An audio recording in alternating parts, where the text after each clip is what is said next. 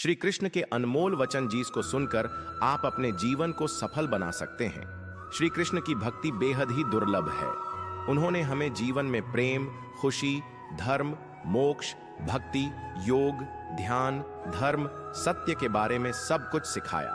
नमस्कार मित्रों, आप सभी का फिर से हमारे चैनल गीता ज्ञान पे हार्दिक स्वागत है। अगर आप हमारे चैनल पर नए हैं तो चैनल को सब्सक्राइब जरूर करें ऐसे ही ज्ञानवर्धक वीडियो देखने के लिए। तो फिर चलिए इस भक्ति भरे सागर की गहराइयों में। जो श्रद्धा भाव से कृष्ण का दास होता है वह सारे जगत को जीत जाता है। आप श्री कृष्ण के द्वारा बोले गए अनमोल वचन को अपने जीवन में अपनाकर जीवन को संवार सकते हैं। आइए जानते हैं श्री कृष्ण के श्रीमुख से निकले कुछ अनमोल वचनों को। वह सब कुछ करो जो तुम्हें करना है, लेकिन लालच से नहीं, अहंकार से नहीं, वासना से नहीं, ईर्ष्या से नहीं, बल्कि प्रेम, करुणा, नम्रता और भक्ति के साथ। भगवान श्री कृष्ण इस अनमोल वचन के माध्यम से कार्य करने की नीयत का उल्लेख करते हैं।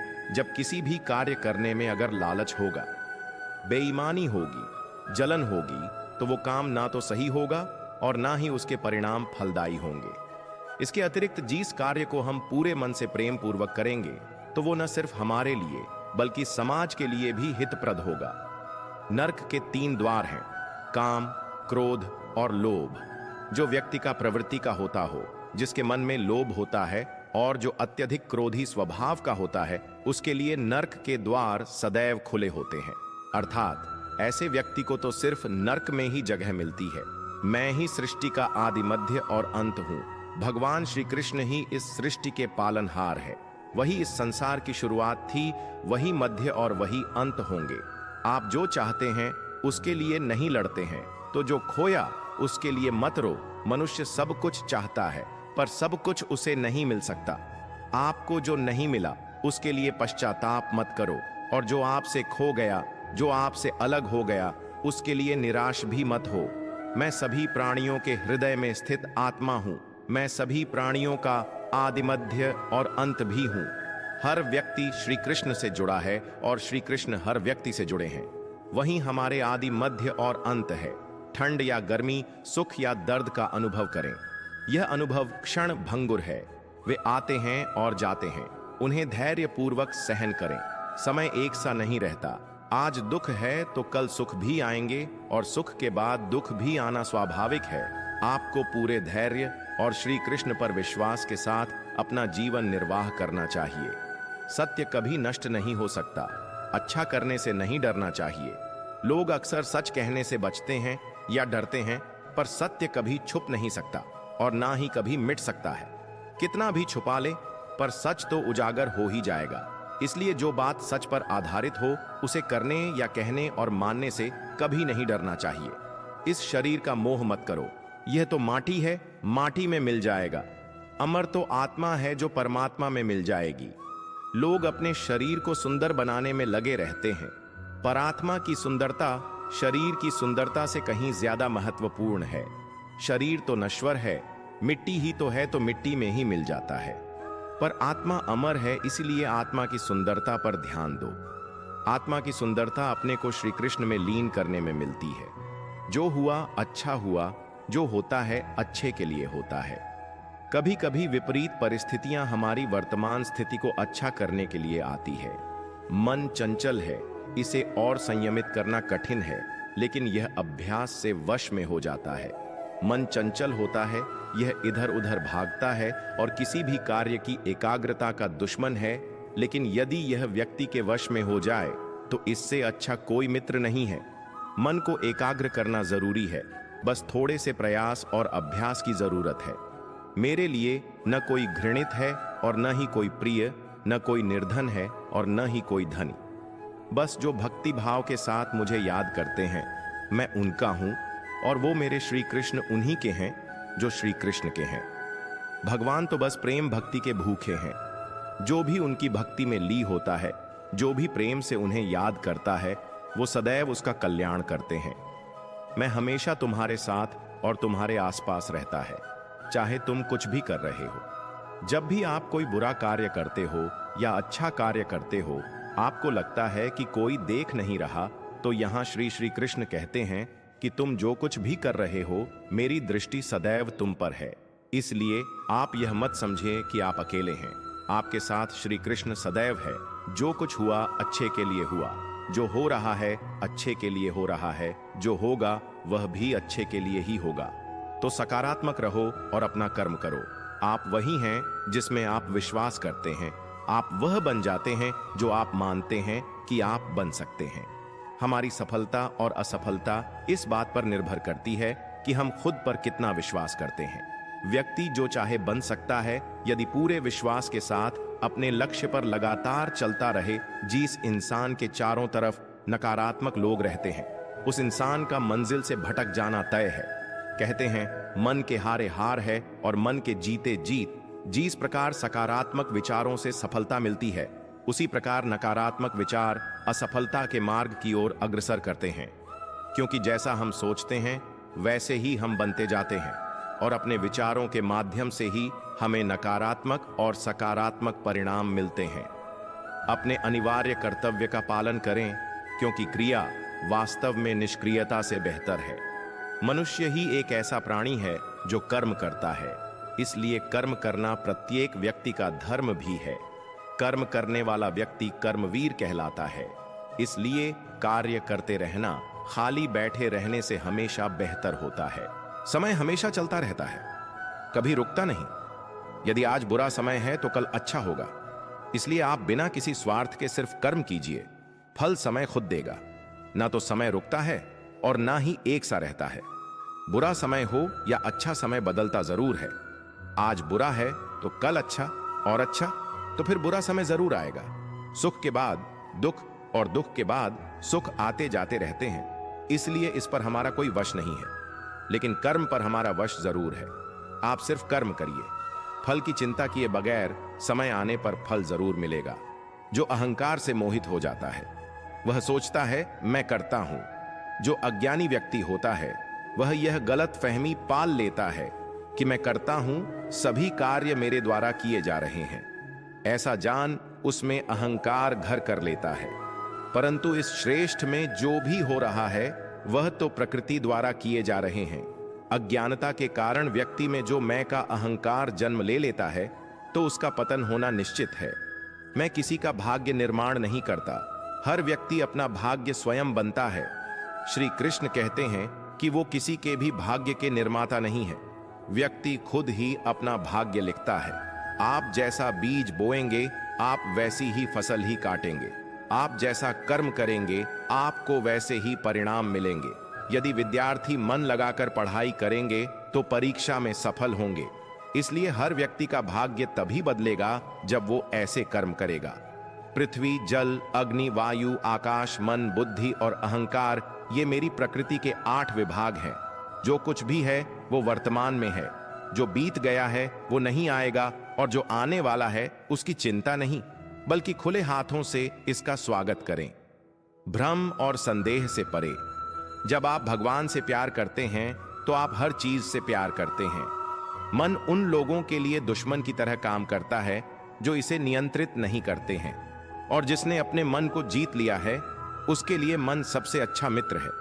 क्रोध में इंसान भ्रमित हो जाता है और भ्रम से बुद्धि व्यग्र हो जाती है, और अपने गलत फैसले के चलते उसका पतन शुरू हो जाता है। जो कर्म में अकर्म देखता है और अकर्म में कर्म देखता है वह मनुष्यों में बुद्धिमान होता है। आप केवल कर्म के हकदार हैं, उसके फल के कभी नहीं। मनुष्य अपने विश्वास से निर्मित होता है। जैसा वह मानता है वैसा ही वह है। आत्मा विनाश से परे है। कोई भी उस आत्मा का अंत नहीं कर सकता जो अनंत है। खुशी मन की एक ही अवस्था है जिसका बाहरी दुनिया से कोई लेना देना नहीं है। यांत्रिक अभ्यास से बेहतर है ज्ञान, ज्ञान से बेहतर है ध्यान। कोई भी व्यक्ति जो अच्छा काम करता है उसका कभी भी बुरा अंत नहीं होगा। चाहे यहां या आने वाले संसार में अपने भीतर पीछे मुड़कर मैं बार बार रचना करता हूं। जिनके मन और आत्मा में सामंजस्य है, जो इच्छा और क्रोध से मुक्त हैं, जो अपनी आत्मा को जानते हैं, उनके साथ ईश्वर की शांति है। हम वही देखते हैं जो हम हैं, और हम वही हैं जो हम देखते हैं। जो हुआ अच्छा हुआ। जो भी हो रहा है वह अच्छा ही हो रहा है, और जो होगा वह भी अच्छा ही होगा। बुरे कर्म करने नहीं पड़ते हो जाते हैं और अच्छे कर्म होते नहीं करने पड़ते हैं। क्या गया है तुम्हारा जो तुम रोते हो? तुम इस संसार में क्या लाए हो जो तुमने खो दिया? तुमने क्या पैदा किया जो खो दिया? क्योंकि तुमने जो भी लिया यहीं से तो लिया, जो भी दिया यहीं पर दिया। आज जिसे तुम अपना कह रहे हो कल किसी और का था और परसों किसी और का होगा। फिर क्यों रोते हो? परिवर्तन ही इस संसार का नियम है। यह प्रकृति है जो सभी गतियों का कारण बनती है। अहंकार से मोहित मूर्ख उस धारणा को धारण करता है जो कहती है मैंने किया। गर्मी और ठंड, सुख और दर्द की भावना इंद्रियों के अपनी वस्तुओं के संपर्क के कारण होती है। वे आते हैं और चले जाते हैं। चिरकाल तक आपको उन्हें स्वीकार करना चाहिए। पूर्ण लगन के साथ अपना कार्य करो, लेकिन उसके फल की इच्छा मत करो, क्योंकि जब आप फल की इच्छा करते हैं तब कहीं ना कहीं आप अपने कार्य में पूर्ण रूप से समर्पित नहीं हो पाते।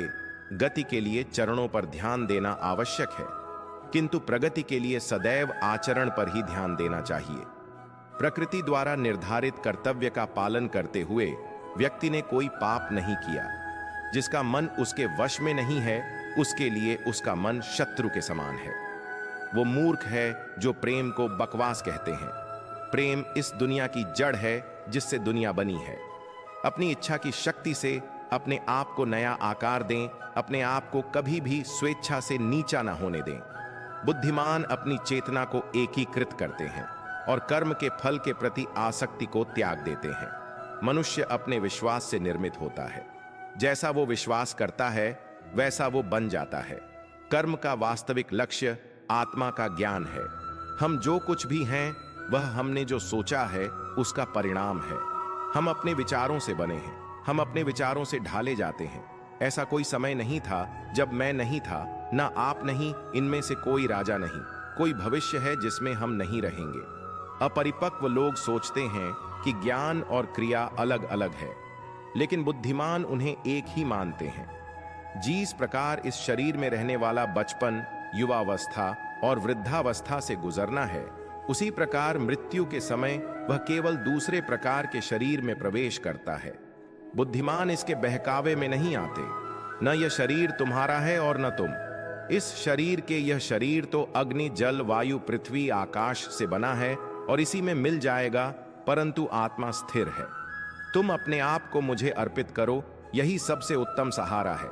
जो इसके सहारे को जानता है वह भय, चिंता, शोक से सर्वदा मुक्त है।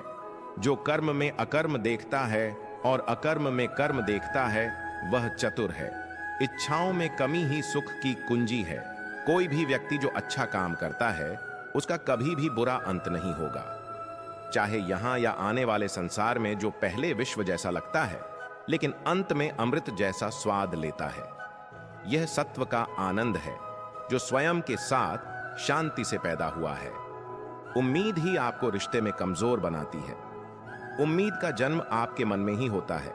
शांत, नम्रता, मौन, संयम और पवित्रता ये मन के अनुशासन है। सभी स्वार्थी इच्छाओं पर काबू पाना पर्याप्त नहीं है। स्वामित्व और अहंकार को वश में करना भी आवश्यक है। जिसे तुम अपना समझकर मग्न हो रहे हो, बस यही प्रसन्नता तुम्हारे दुखों का कारण है। कर्म मुझसे नहीं चिपके रहते, क्योंकि मैं उनके परिणामों से जुड़ा नहीं हूं। जो लोग इसे समझते हैं और इसका अभ्यास करते हैं वे स्वतंत्रता में रहते हैं। जो मनुष्य प्रकृति के गुणों से अनासक्त है और जो पूरी तरह से दिव्य ज्ञान में स्थित है, उसका कार्य पूरी तरह से परापता में विलीन हो जाता है। अभी निराश मत हो, क्योंकि तेरा वक्त कमजोर हो सकता है, तू नहीं। भले ही दुर्बलता ईश्वर द्वारा दी जाती है, लेकिन गरिमा मनुष्य के मन को स्वयं निर्मित करती है। अंत में सभी आत्माओं को परमात्मा में मिल ही जाना है। यही तो आत्मा का अंतिम लक्ष्य है। सभी जीव मुझ में हैं और मैं सभी जीवों में हूं। तुम्हारे कर्म ही तुम्हारे भाग्य के निर्माता है। तुम्हारा मोह ही तुम्हारे दुखों का महान कारण है। आज वह तुम्हारा है, कल वो किसी और का होगा, इसलिए व्यर्थ का पछतावा मत करो। वर्तमान में जीना और उसका अनुभव ही जीवन है।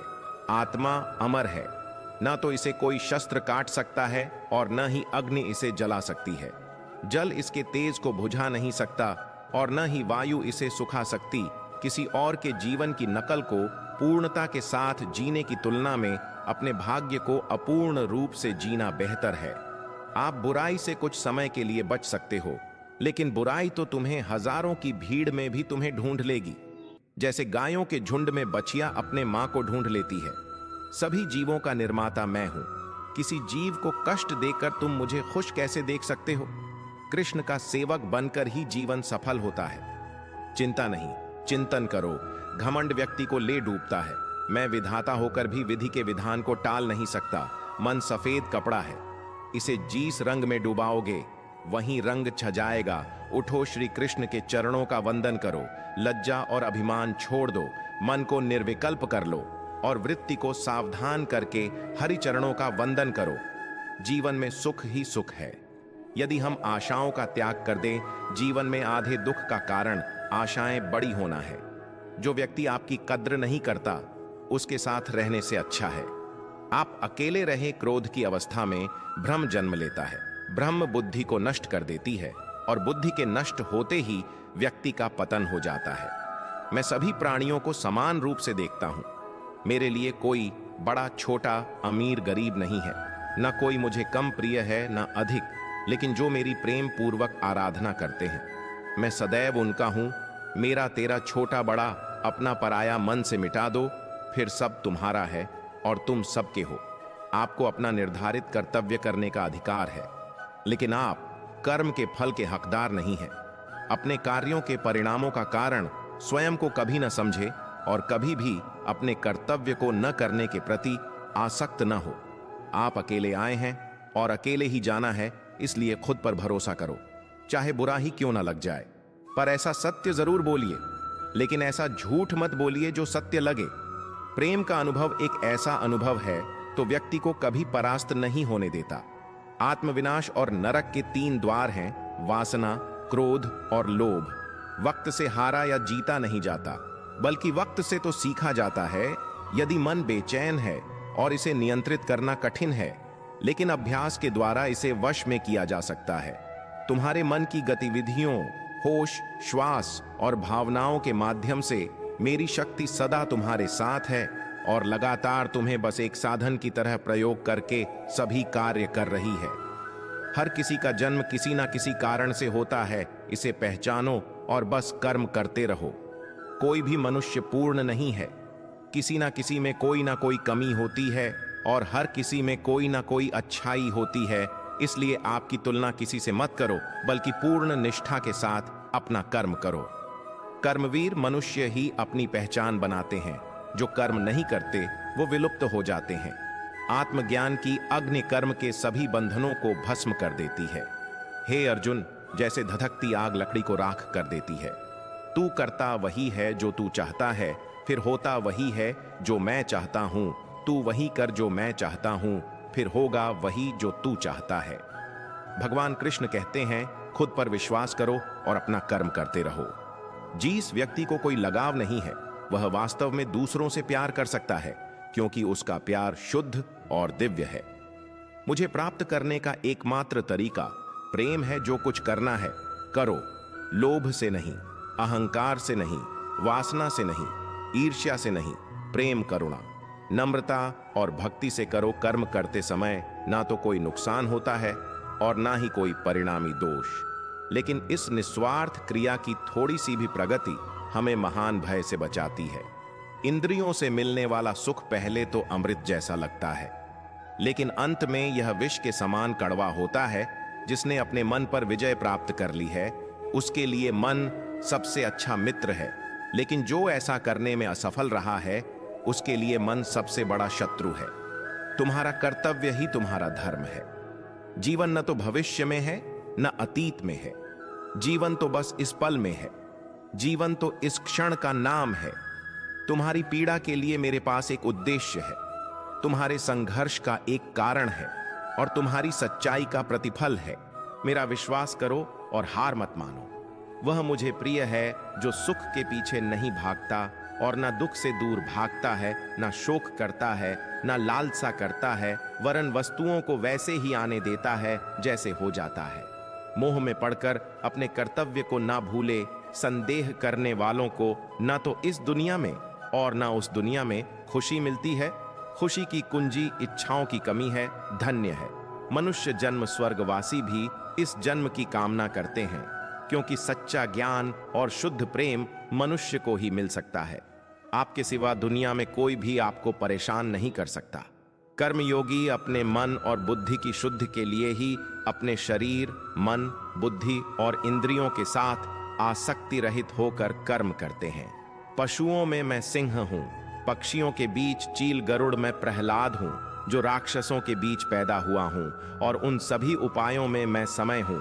हे अर्जुन, जो मन के द्वारा इंद्रियों पर लगाम लगाता है और इसके बजाय कर्म योग बिना किसी आसक्ति के निष्पादित करता है, वह श्रेष्ठ है। बुराई तो तुम्हें हजारों की भीड़ में भी तुम्हें ढूंढ लेगी। ठीक उसी प्रकार जैसे गायों की झुंड में बछड़ा अपने मां को ढूंढ लेता है, परंतु जो बंसी वाले को दिल से मानता है, वह बुराई में भी अच्छाई को ढूंढ लेता है। व्यक्ति को सदैव बुराई से बचकर रहना चाहिए।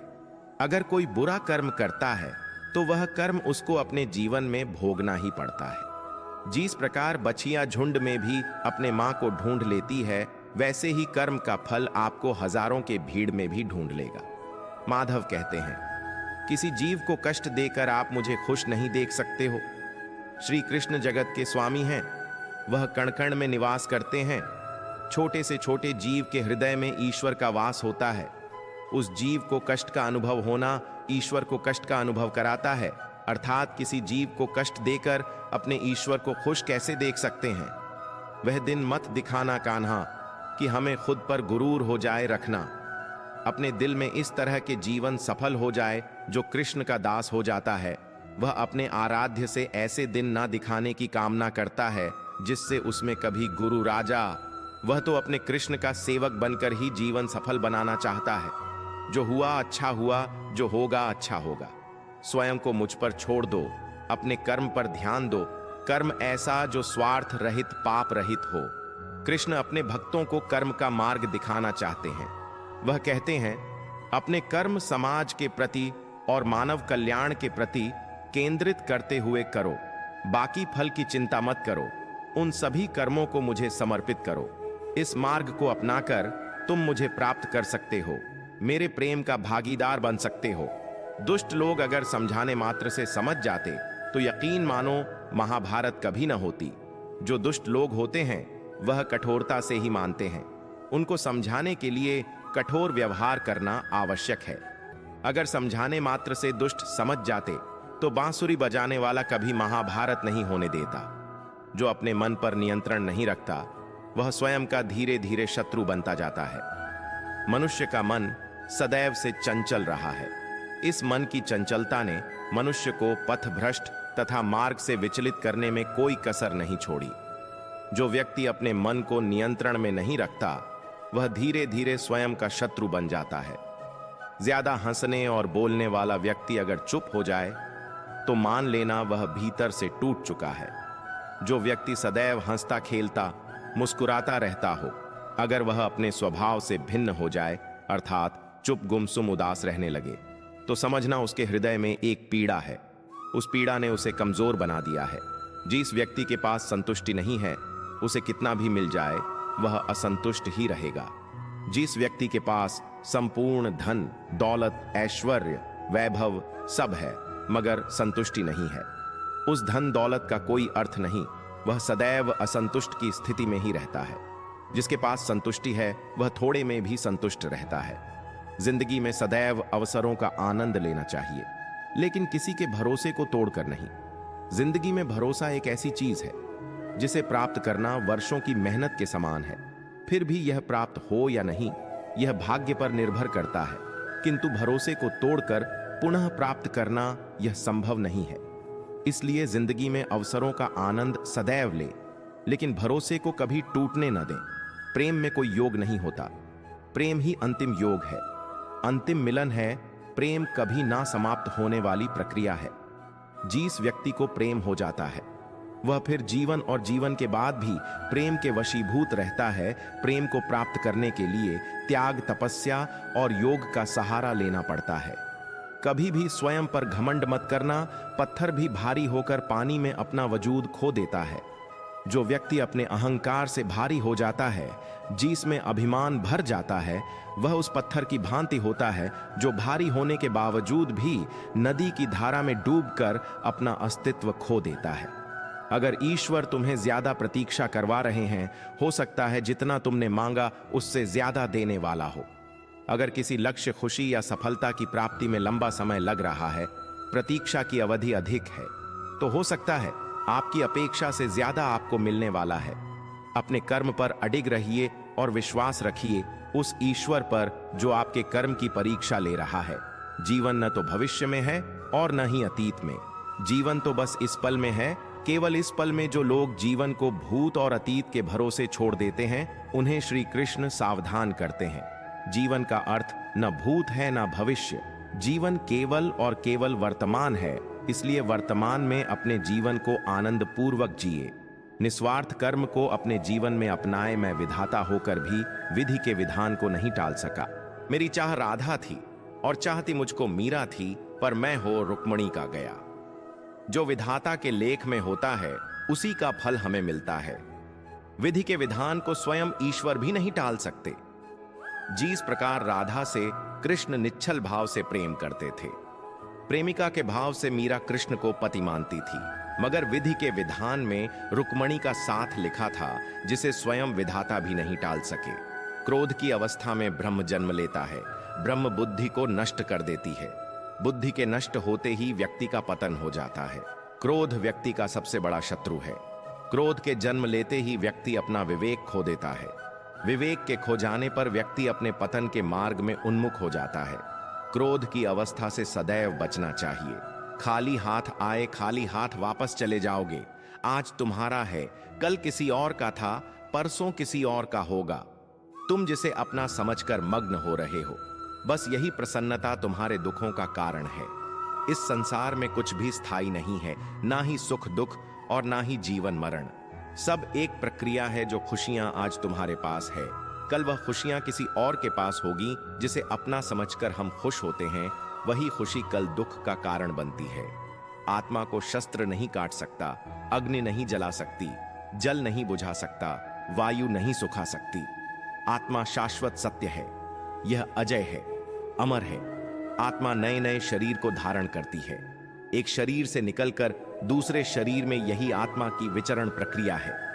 इस आत्मा को न तो किसी शस्त्र से काटा जा सकता है, ना ही अग्नि से जला सकती है।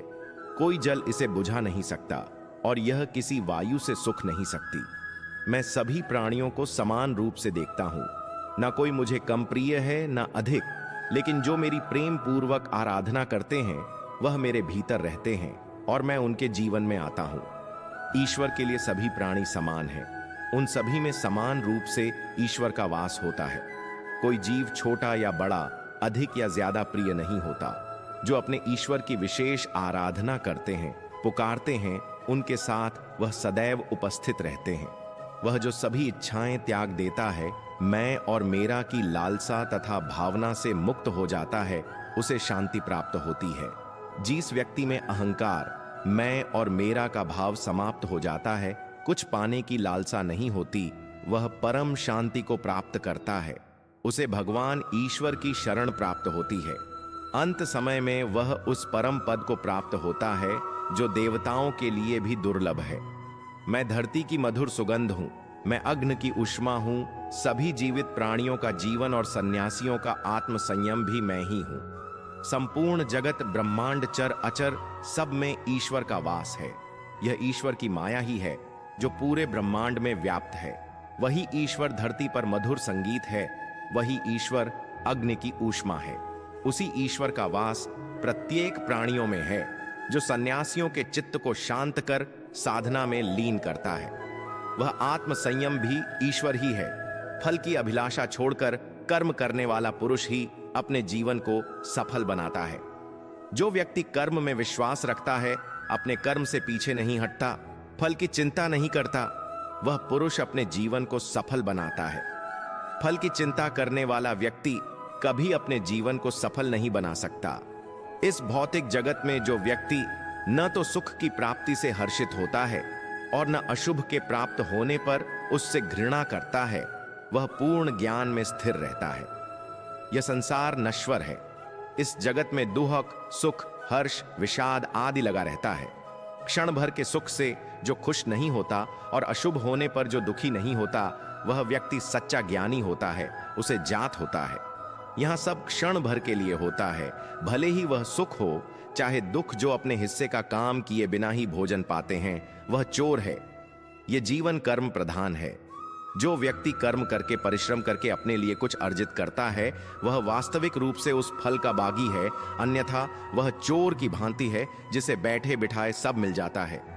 जिस व्यक्ति को आपकी कदर नहीं, उसके साथ खड़े रहने से अच्छा आप अकेले रहे। जिस व्यक्ति के पास आपके लिए मान, सम्मान और कद्र ना हो, उनके साथ रहना व्यर्थ है।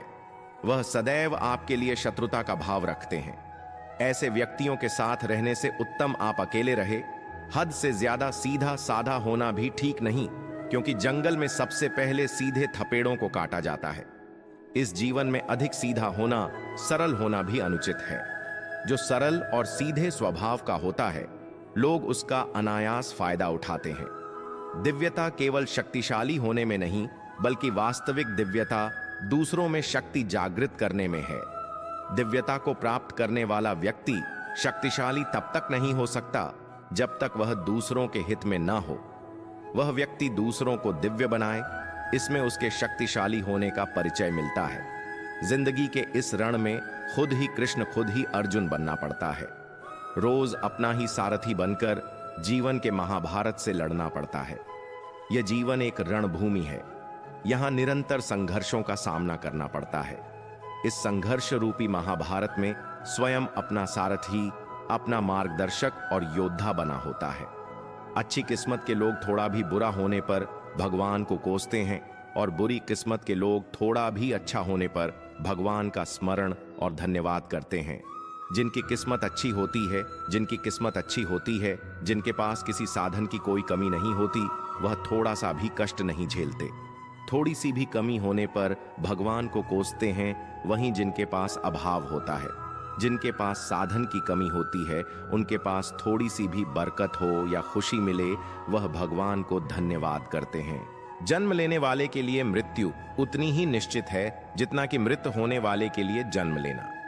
इसलिए जो अपरिहार्य है उस पर शोक मत करो। यह पृथ्वी नश्वर है, यहां सब कुछ गतिमान है। जिस प्रकार सुख दुख जीवन में आता जाता है, उसी प्रकार मृत्यु और जन्म यहां लगा रहता है। इसमें खुश होना या दुख मनाना व्यर्थ है। मुंह से माफ करने में किसी को वक्त नहीं लगता, पर दिल से माफ करने में सारी उम्र बीत जाती है। मुंह से माफी देना और हृदय से माफी देने में काफी अंतर है। मुख्य द्वारा दिए गए माफी को तत्काल प्राप्त किया जा सकता है, किंतु दिल की माफी प्राप्त करने में उम्र बीत जाती है। जब आप प्रभु के साथ जुड़ जाओगे तो आपकी परीक्षा आरंभ हो जाएगी। कुछ लोग इसे दुख समझते हैं, तो कुछ लोग प्रभु की कृपा। प्रभु अपने भक्तों की सदैव परीक्षा लेते रहते हैं। इस परीक्षा में भक्तों को अनेकों कष्टों का सामना करना पड़ता है। सामान्य लोग इसे अपना दुख मानकर पीछा छुड़ाते हैं। वही साधक तथा प्रेमी प्रभु की इच्छा समझकर उसका सामना करते हैं। जो माखन चोर है, जो मुरली वाला है, वहीं सबके दुख हरने वाला है, संकट से बचाने वाला है और सुख का संचार करने वाला है। संसार के संयोग में जो सुख प्रतीत होता है, उसमें दुख भी मिला रहता है, परंतु संसार के वियोग से सुख दुख से अखंड आनंद प्राप्त होता है। सांसारिक सुख क्षणिक होता है। जो सुख आज प्राप्त हो रहा है, वह सुख स्थायी नहीं है। यह सुख आपके साथ सर्वथा नहीं रहने वाला। आपको दुख भी प्राप्त होगा, परंतु संसार से वियोग अर्थात मुक्ति परम आनंद को प्राप्त कराती है। यह ईश्वर तक पहुंचाती है। संबंध उसी आत्मा से जुड़ता है जिनका हमसे पिछले जन्मों का कोई रिश्ता होता है। वरना दुनिया के इस भीड़ में कौन किसको जानता है। माना जाता है जीवन के पूर्व कर्मों का फल इसी जन्म में प्राप्त होता है। जितने भी रिश्ते नाते सुख दुख व्यक्तिगत जीवन में प्राप्त होते हैं, वह पूर्व जन्मों का फल है। वरना कौन इतनी बड़ी दुनिया में आपसे दिल लगाता है। राधा कृष्ण का मिलना तो बस एक बहाना था। दुनिया को प्यार का सही मतलब समझाना था। राधा और कृष्ण दोनों अवतार ही थे। दोनों का जन्म कुछ विशेष परिस्थितियों के लिए हुआ था। उन दोनों का मिलना बिछड़ना बस एक प्रक्रिया मात्र थी जिसके माध्यम से प्रेम का वास्तविक रूप समाज में दिखाना था। प्रेम और आस्था दोनों पर किसी का जोर नहीं। यह मन जहां लग जाए वही ईश्वर नजर आता है। आस्था और प्रेम पर व्यक्ति का स्वयं नियंत्रण होता है। जहां आस्था और प्रेम लग जाता है वही श्री कृष्ण के दर्शन हो जाता है, क्योंकि श्री कृष्ण सर्वव्यापी है। तेरे साथ को तरसे, तेरी बात को तरसे, तेरे होकर भी एक मिलन को तरसे। कृष्ण और राधा का प्रेम अविरल बहती गंगा के समान शुद्ध है। परस्पर एक होते हुए भी दोनों एक दूसरे से मिलने को तरसते हैं, एक दूसरे से बात करने को सोचते हैं। एक दूसरे के होकर भी मिलन की संभावना नहीं है। प्रहलाद जैसा विश्वास हो, भीलनी जैसी आस हो, द्रौपदी जैसी पुकार हो, मीरा जैसा इंतजार हो, तो कृष्ण को आना ही पड़ता है। कृष्ण को जो भी भक्त सच्चे हृदय से पुकारना है वह उनके साथ सदैव खड़े हो जाते हैं। प्रहलाद जैसा विश्वास, भीलनी जैसी आशा और द्रौपदी जैसी पुकार, मीरा जैसा इंतजार, अगर सभी शुद्ध हो तो कृष्ण को तो आना ही पड़ता है। जीवन में आधे दुख इस कारण जन्म लेते हैं क्योंकि उनसे आशाएं बड़ी होती हैं। इन आशाओं का त्याग करके देखो, जीवन में सुख ही सुख है। आशाएं व्यक्ति को दुख के मार्ग पर ले जाती हैं। आशाएं बड़ी प्रबल होती हैं। आशा अनुरूप कार्य होने पर जहां खुशी मिलती है, वहीं आशा के विरुद्ध कार्य होने पर दुख का पहाड़ टूट जाता है। व्यक्ति जीवन में आशा दुख का प्रमुख कारण है। लोग कहते हैं अपनों के आगे झुक जाना चाहिए, किंतु सच बात तो यह है जो अपने होते हैं वह कभी झुकने नहीं देते। जो लोग यह कहते हैं अपनों के आगे झुकने में बुराई नहीं है, उन्हें यह भी मालूम होना चाहिए जो अपने होते हैं वह कभी झुकने नहीं देते। कायरता है, चाहे वह करुणा जनित हो या भय जनित। अतः अपने स्वत्व और अधिकारों की रक्षा के लिए हमेशा तैयार रहना चाहिए। अन्याय का सदैव प्रतिकार करना चाहिए और पलायन नहीं, पुरुषार्थ का चयन करना चाहिए। केवल मनुष्य को ही यह सौभाग्य प्राप्त है कि वह नए कर्म करने के लिए स्वतंत्र है, जिससे उन्नति के शिखर पर आरूढ़ होकर उपलब्धियों के कीर्तिमान रचकर इतिहास में अद्वितीय स्थान प्राप्त कर सकता है। अतः आक्रमण्य नहीं, कर्मठता से कार्य करते रहना चाहिए। सलाह और विचार विमर्श तथा मार्गदर्शन भले ही सबसे लेते रहें, लेकिन निर्णय स्वयं की बुद्धि से लेना चाहिए।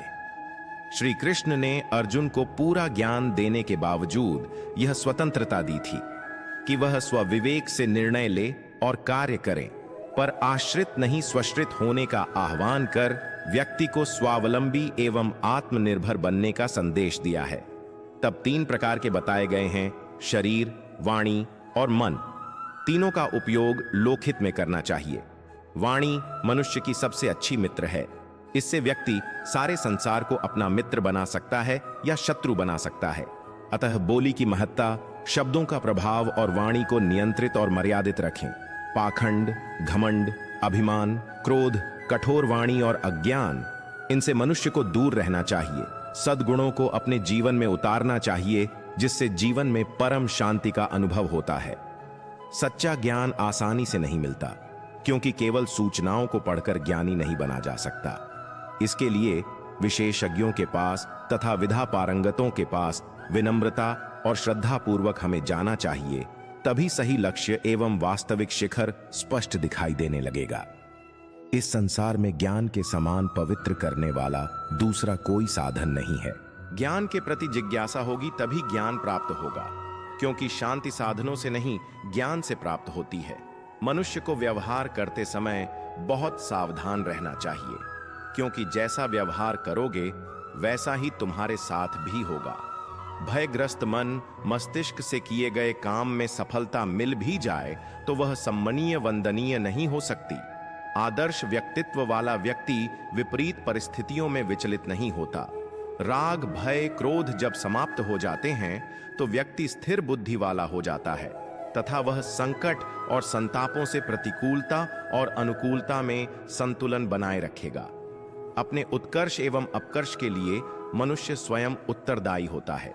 दूसरे का अहित किए बिना स्वयं का उद्धार अपने प्रयत्न और बुद्धि बल से करना चाहिए, क्योंकि मनुष्य आप ही अपना मित्र और आप ही अपना शत्रु है।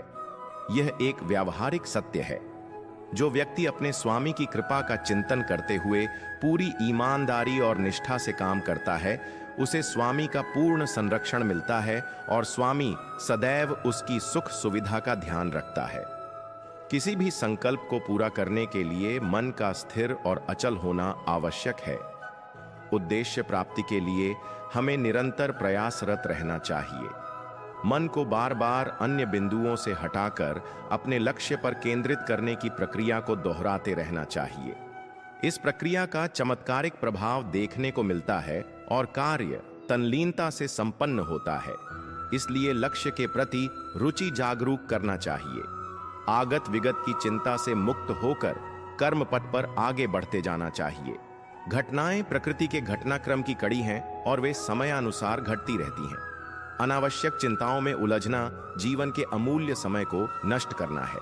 इसीलिए तनाव रहित होकर अपना कर्म करते जाना चाहिए। पृथ्वी, जल, वायु, आकाश, उग्र वनस्पति आदि जीवन के आधार स्तंभ हैं। इनके बिना जीवन संभव नहीं और हमारी संस्कृति में इन्हें देवता माना गया है। सृष्टि में साम्य बनाए रखने के लिए जीवन जगत एवं प्रकृति में साम्य जरूरी है। इसलिए प्रकृति का सम्मान करो और पर्यावरण को प्रदूषण से मुक्त करो। दूसरे का कर्म यदि अपने कर्म से श्रेष्ठ भी प्रतीत हो तो भी अपना कर्म त्याग कर उसे अपनाने के लिए आतुर नहीं होना चाहिए। अपने कर्म में प्रवीणता हासिल करके उसी में अपनी पहचान बनानी चाहिए। स्वकर्म को करते हुए ही सिद्ध प्राप्त की जा सकती है। जीवन में परोपकार और समाज कल्याण का व्रत भी लेना चाहिए, क्योंकि मनुष्य जो भी अर्जित करता है उसमें समाज का योगदान होता है। इसलिए समाज का भी उस पर अधिकार है। इसलिए उसका कुछ अंश समाज सेवा में भी लगाया जाना चाहिए। यह एक आदर्श समाजवाद का उदाहरण प्रस्तुत करता है। सभी प्राणियों का कल्याण करो। ये तीनों सूत्र 3 महामंत्र हैं जिनके आचरण करने से व्यक्ति और समाज शांत और सुखी रहेगा, क्योंकि बैर भाव राग द्वेष सारे झगड़े फसाद की जड़ है। 2 प्रकार के व्यक्ति होते हैं, सज्जन और दुर्जन। जब तक सज्जन जागरूक और सक्रिय होते हैं तब दुष्ट अपनी दुष्ट प्रवृत्तियों से समाज को त्रस्त नहीं कर पाते, लेकिन सज्जनों की थोड़ी सी निष्क्रियता और उदासीनता दुष्टों का प्रभाव बढ़ाने लगती है। फिर सज्जन बचाव का मार्ग अपनाने लगते हैं और हताश और निराश होकर सत्कार्यों को छोड़ समाज को दुष्टों के भरोसे छोड़ देते हैं। दुष्टों पर नियंत्रण रखने और अपना कार्य जारी रखने के लिए कठोर और प्रभावी नीति अपनानी चाहिए। जीवन में प्रगति के लिए मन मस्तिष्क के साथ साथ तन का स्वस्थ रहना भी जरूरी है। कोई भी कार्य शरीर के द्वारा किया जाता है। यदि शरीर अस्वस्थ है तो वह कभी भी कोई कार्य नहीं कर पाएगा। अतः शरीर साधना बेहद जरूरी है। जीवन में यदि सफलता चाहते हैं तो कर्म और लोक कल्याण में समन्वय जरूरी है, तभी जीवन का समग्र विकास हो पाएगा। दोनों में से यदि कोई एक ही कार्य करते रहे, या तो लोक कल्याण या कर्म, तो दोनों ही स्थितियां कभी भी आदर्श नहीं मानी जाती। इसलिए इनमें सामंजस्य होना जरूरी है। कोई भी राष्ट्र केवल आर्थिक, वैज्ञानिक एवं तकनीकी प्रकृति से उन्नत नहीं हो जाता। जब तक कि वह आध्यात्मिक एवं नैतिक रूप से सबल नहीं हो, उसकी प्रगति अधूरी है। वर्तमान में भारत के पास सब कुछ है, परंतु धीरे धीरे नैतिक और चारित्रिक बल की कमी हमें महसूस होने लगी है। अतः चरित्रवान बनकर आदर्श नेतृत्व प्रदान करना होगा, क्योंकि जो श्रेष्ठ पुरुष आचरण करते हैं, लोग भी उनका अनुसरण करते हैं। अपने आचरण से ऐसे मूल्य स्थापित करने चाहिए जिनसे अन्य लोग प्रेरणा ले सकें। जीवन में कभी निराश नहीं होना चाहिए, क्योंकि कमजोर आपका वक्त होता है। आप नहीं, जिस इंसान के चारों तरफ नकारात्मक लोग रहते हैं, उस इंसान का मंजिल से भटक जाना तय है। असली खुशी की कुंजी यही है कि अपने मन से इच्छाओं के बोझ को हल्का कर दो। अपना दिल अपने काम पर लगाओ, इसके इनाम या परिणाम पर नहीं। अगर आप किसी को छोटा देख रहे हो तो आप उसे या तो दूर से देख रहे हो, या तो अपने भीतर के अहंकार से युद्ध हो, या जीवन सफलता केवल 3 शास्त्रों से प्राप्त होती है: धर्म, धैर्य और साहस। एक समय पार्वती जी ने पूछा है, महादेव जी, किस ज्ञान के बल पर संसार के सब लोग आपको शिव कहकर पूछते हैं? मृगछाला ओढ़े और अपने सभी अंगों में श्मशान की विभूति लगाएं, गले में सर्प और नर मूंडों की माला पहने हुए हो, इनमें तो कोई भी पवित्र नहीं। फिर आप किस ज्ञान से पवित्र माने जाते हैं? तब महादेव ने उत्तर दिया कि हे प्रिय सुनो, मैं गीता ज्ञान को अपने हृदय में धारण करने से पवित्र माना जाता हूं। इस ज्ञान से मुझे बाहर के कर्म नहीं व्यापते। तब पार्वती जी ने कहा कि हे भगवान जी, इस गीता ज्ञान की आप ऐसी स्तुति करते हैं, उसके श्रवण करने से कोई कृतार्थ भी हुआ है? महादेव ने उत्तर देते हुए कहा कि इस ज्ञान को सुनकर बहुत से जीव कृतार्थ हुए हैं और आगे भी होंगे। मैं तुम्हें एक पुरातन कथा कहता हूं, तुम सुनो। एक समय पाताल लोक में शेषनाग की शैया पर श्री नारायण जी नैन मूंद कर आनंद में मग्न थे। उस वक्त भगवान के चरण दबाते हुए लक्ष्मी जी ने पूछा, हे प्रभु, निद्रा और आलस्य तो उन पुरुषों को व्यापता है जो जीव तामसी होते हैं। फिर आप तो तीनों गुणों से अतीत हो, आप तो वासुदेव हो, आप जो नेत्र मूंद रहे हो, इससे मुझके बड़ा आश्चर्य है। नारायण जी ने उत्तर देते हुए कहा, हे लक्ष्मी, मुझको निद्रा आलस्य नहीं व्याप। एक शब्द रूप जो भगवत गीता है, उसमें जो ज्ञान है उसके आकार रूप है। यह गीता शब्द रूप अवतार है।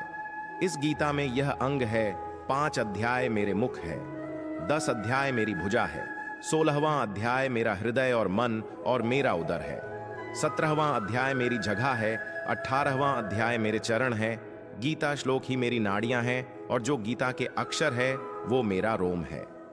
ऐसा मेरा शब्द रूपी जो गीता ज्ञान है, उसी के अर्थ में हृदय में विचार करता हूं और बहुत आनंद प्राप्त होते हो। लक्ष्मी जी बोली, हे श्री नारायण जी, जब श्री गीता जी का इतना ज्ञान है तो उसको सुनकर कोई जीव कृतार्थ भी हुआ है, सो मुझसे कहो। तब श्री नारायण ने कहा, हे लक्ष्मी, गीता ज्ञान को सुनकर बहुत से जीव कृतार्थ हुए हैं, सो तुम श्रवण करो। एक व्यक्ति था जो चांडालों के कर्म करता था और तेल नमक का व्यापार करता था। उसने एक बकरी पाली। एक दिन वह बकरी चराने के लिए वन में गया और वृक्ष से पत्ते तोड़ने लगा। वहां उसे एक सांप से डंस लिया, जिससे वह तुरंत मर गया। मरने के बाद उसने बहुत से नरक भोगे और फिर उसका जन्म बैल के रूप में हुआ। उस बैल को एक भिक्षुक ने मोल लिया। वह भिक्षुक उस पर चढ़कर सारे दिन मांगता फिरे, जो कुछ भिक्षा मांग कर लाता वह उसे अपने परिवार के साथ मिलकर खाता और वह बैल सारी रात द्वार पर खड़ा रहता। उसके खाने पीने का भी कोई ख्याल नहीं करता था और सुबह होते ही बैल पर चढ़कर फिर मांगने निकल जाता। जब बहुत दिन हो गए तो वह बैल भूख से गिर गया, लेकिन उसके प्राण नहीं निकले। नगर के लोगों ने देखा और उस बैल को कोई तीर्थ का फल दे तो कोई व्रत का फल दे, तब भी उस बैल के प्राण नहीं छूटे। एक दिन गणिका आई। उसने लोगों से पूछा, यह कैसी भीड़ है? तो उन्होंने कहा कि इसके प्राण नहीं निकलते, अनेक पुण्यों का फल दे रहे हैं तो भी इसकी मुक्ति नहीं होती। तब गणिका ने कहा कि मैंने जो कर्म किया है उसका फल मैंने इस बैल को दिया है। इतना कहते ही बैल की मुक्ति हो गई। तब बैल ने एक ब्राह्मण के घर जन्म लिया। पिता ने उसका नाम सुशर्मा रखा। उसके पिता ने उसे पढ़ाया लिखा। उसको अपने पिछले जन्म की सुध थी। उसने एक दिन मन में विचार किया, जिस गणिका ने मुझे बैल की योनि से छुड़ाया था उसका दर्शन करूं। विप्र चलते चलते गणिका के घर गया और कहा, आप मुझे पहचानती हैं? गणिका ने कहा, मैं नहीं जानती, तुम कौन हो? तब उसने कहा कि मैं वही बैल हूं जिसको आपने अपने पुण्य दिए थे। तब मैं बैल की योनि से छूटा था, अब मैं विप्र के घर जन्मा हूं, आप अपना पुण्य बताएं। गणिका ने कहा कि मैंने अपने जाने पुण्य नहीं किया, परंतु मेरे घर एक तोता है, वह रोज सवेरे कुछ पढ़ता है, मैं उसका वाक्य सुनती हूं, उस पुण्य का फल मैंने तुम्हें दे दिया। तब विप्र ने तोते से पूछा कि तू सवेरे क्या पढ़ता है? तोते ने कहा, मैं पिछले जन्म में विप्र का पुत्र था। मेरे पिता ने मुझे गीता के पहले अध्याय का पाठ सुनाया करते थे। एक दिन मैंने गुरु से कहा कि मुझको आपने क्या पढ़ाया है? तब गुरु जी ने मुझे श्राप दिया कि तू तोता बन जा। इसके बाद से मैं तोता बन गया। एक दिन बहेलिया मुझे पकड़ ले आया और एक विप्र ने मुझे मोल ले लिया। वह विप्र भी अपने पुत्र को गीता का पाठ सिखाता था। तब मैंने भी यह पाठ सीख लिया। उसी दिन विप्र के घर में चोर घुस गए। उन्हें धन तो प्राप्त नहीं हुआ, लेकिन वह मेरा पिंजरा उठा ले आए। उनकी यह गणिका मित्र थी, वह मुझे उसके पास ले आए। सो मैं नित्य प्राप्त गीता जी के पहले अध्याय का पाठ कर दूं, जिसे यह गणिका सुनती है, पर इस गणिका को समझ में नहीं आती जो मैं पढ़ता हूं। वहीं इस गणिका ने तेरे निमित्त दिया था। वह श्री गीता जी के पहले अध्याय का फल था। तब विप्र ने कहा कि हे तोते, तू भी विप्र है, मेरे आशीर्वाद से तेरा कल्याण हो सोहे। लक्ष्मी विप्र के इतना कहते ही वह तोता भी मुक्ति को प्राप्त हो गया। तब गणिका ने बुरे कर्म छोड़ भले कर्म ग्रहण किए और नित्य स्नान करके श्री गीता जी के प्रथम अध्याय का पाठ करना शुरू कर दिया, जिससे उसकी भी मुक्ति हो गई। ऐसा है गीता के प्रथम अध्याय के पाठ का महत्व। यदि आप जीवन में सफल होते हैं तो दुनिया आपको सलाम करती है, और अगर आप असफल होते हैं तो वही लोग आपका मजाक उड़ाते हैं। सफल बनने के लिए सबसे पहले असफलता का डर मन में से निकालना चाहिए। हारना सबसे बड़ी असफलता नहीं है, परंतु हारने के बाद प्रयास करना छोड़ देना हमारी सबसे बड़ी असफलता है। सफलता की राह में रोकने वाले हजारों लोग मिल जाएंगे, परंतु हमें हमेशा आगे बढ़ते रहना चाहिए। श्री कृष्ण कहते हैं, अपनी असफलता पर अफसोस करने के बजाय फिर से शुरुआत करें। अफसोस करने में वक्त न गंवाएं। सफलता हमारी छोटी छोटी कोशिशों का जोड़ है। जब आपको नीचे फेंका जाए तो आप कितना ऊंचा उठते हो, इसी में आपकी सफलता है, जो हमें कठोर सुनवाई की तरह लगता है। हो सकता है दूसरे रूप में वह एक वरदान या आशीर्वाद हो। आपका रवैया आपकी योग्यता नहीं, लेकिन फिर भी आपकी ऊंचाई को निर्धारित करता है। यदि आप सफल होते हैं तो यही दुनिया सलाम करते हैं, और असफल होते हैं तो वही लोग मजाक भी उड़ाते हैं। बार बार असफल होने के बावजूद भी धैर्य नहीं खोना आपकी मानसिक मजबूती को दिखाता है। भले ही आप इस दुनिया में अकेले आए हों, परंतु जाने के बाद दुनिया में अपने विचार और बुद्धि देकर जा सकते हैं। सफल बनने के लिए सबकी सुनने की आदत होनी चाहिए, परंतु करना वही चाहिए जो अपने मन को बेहतर लगे। धन्यवाद मित्रों, उम्मीद है कि आप इस वीडियो से बहुत कुछ सीखे होंगे। इसी तरह की और वीडियो देखने के लिए हमारे इस चैनल गीता ज्ञान को सब्सक्राइब कर लें और कमेंट में जय श्री राधे कृष्णा लिखना न भूलें। राधे राधे, जय श्री कृष्णा।